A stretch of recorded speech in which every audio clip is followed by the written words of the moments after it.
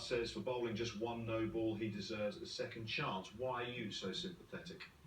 Well, first of all, he made a bad mistake and deserved some punishment. There's no getting away from that. 5 years out of the game is quite a heavy punishment. Going to jail is a pretty heavy punishment. I think it was a 6-month sentence, of which he served 3. But I do think there are some mitigating factors. And that's why I've had some sympathy for him, and that's why I believe he deserves a second chance. The first circumstance is the nature of the sting. It's important to understand that this was not a betting scam. There could be no bets made, there was no betting. The nature of the sting. It's important to understand that this was not a betting scam.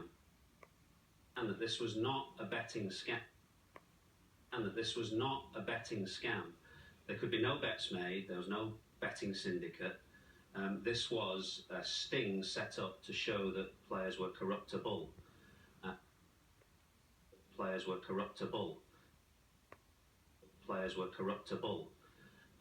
So it's perfectly fair to argue, I think, that the newspaper was creating a crime that would not have a crime. The paper was creating a crime. Was creating a crime. The newspaper was creating a crime. Paper was creating a crime that would not otherwise have existed and enticing people into crime. Now, the agent was in receipt of about 150 grand from the journalist and from the newspaper. He promised stuff at the Oval that didn't happen. He had to deliver at Lord's, and they turned to the youngest, most vulnerable player in that team. At Lord's, and they turned to the youngest, most vulnerable player in that team. The youngest, most vulnerable player in that team. The youngest, most vulnerable player in that team, and put him under pressure to bowl those no balls. So I think on those two kind of mitigating factors, I think a ban for life would be unbelievably harsh. 5-year ban, fine. The game took something away from him, and that's perfectly fine. And of course, people will have their opinions, and it's going to be difficult, I think, to change some set opinions. But I think, given the circumstances, he's done his time, and I think coming back now 5 years later is fine, and he should be allowed to move on. You mentioned the youngest person inside. In terms of the Pakistani team and the hierarchy, is that greater than perhaps other? Yeah, I mean, it is important to understand that, I think. When you listen to him talk about, well, I did a very long interview with him 4 years ago, when he went into great detail about the events of 2010 and showed great remorse. But when you listen to him talk about Salman Butt, who's a kind of hero figure that he played with for years, even now when you listen to him talk about Misbah and Mickey Arthur, there is a very hierarchical structure within subcontinental teams particularly. And when the captain tells the 18-year-old, you do this or else, then that is a tricky situation that he found himself in. Now, he did wrong, there's no getting away from it, but I do think there were circumstances there that mean a life ban would be incredibly harsh. Robert Harris says, I pay hard-earned money to watch a fair game of cricket. He should have been banned for life. I know it didn't affect the outcome of that test match, England won, but if you don't believe what you're watching in sport, in any sport, it dies. Yeah. Are you less sympathetic? I am less sympathetic than Michael, even though I come to the same conclusion in the end. I'm less sympathetic because he was a young man who knew exactly what he was doing, and he said himself on that interview to Ath, I was cheating, and I was cheating the game and the public.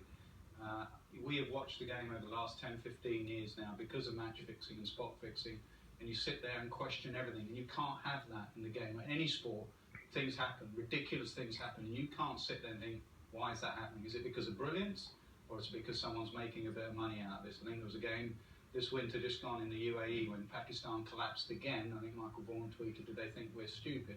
You can't get to that situation where you can't believe what you're seeing. These young men are well educated now. He's not a naive young man. He's well educated that they would have been given everything that we were all given over the years with the match fixing people as to what happens and how you're approached. That's the wrong side. That's why I think that he should have got the ban that he did. But I also believe in mistakes, and I believe that don't judge a person until you walked in his shoes. Put yourself in that position. 17, 18-year-old, you're getting into a side, your hero, Salman Butt, someone who's captained you all your life, comes up to you and says, you do this, and if you don't do it, you'll be in big trouble. And I think given that situation, I I think he made one wrong decision in his life. And should he pay for that for the rest of his career? I don't think so. He made an error, he's paid for his error. I think we're a very cruel society if we say to someone, a young 18-year-old, that he's made one error and that's it for life. We don't forgive you, that's it, you can't make an error. Is any of this sympathy coming from the fact that he's good? No, nothing at all. I think the ICC, that's what wound me up about the ICC sometimes. Not so much about spot fixing, but about throwing and all these things. It's okay that we won't go after the big fish because he's good. But some little lad who throws it you've never heard before, he'll get done. And same with match fixing. It doesn't matter if he's good or not. It matters when he did it, how he did it, what was his age, and has he shown any kind of remorse? And I think this lad genuinely feels that he's let his country down, he's let himself down, and he's let the game down, and he wants to put that right. I think we should give him the opportunity to put that right. I agree. The fact that he's a great bowler in the making is neither here nor there. It had nothing to do with the sympathy that I had for him. All to do with the circumstances. And as I say, you look at Mohammed Asif, that's a no ball of millimetres. The young boy has bowled a no ball. He's clearly never done it before. And in fact, everything suggests that this was a one-off for him, and therefore he was collateral damage in, as I say, a type of sting.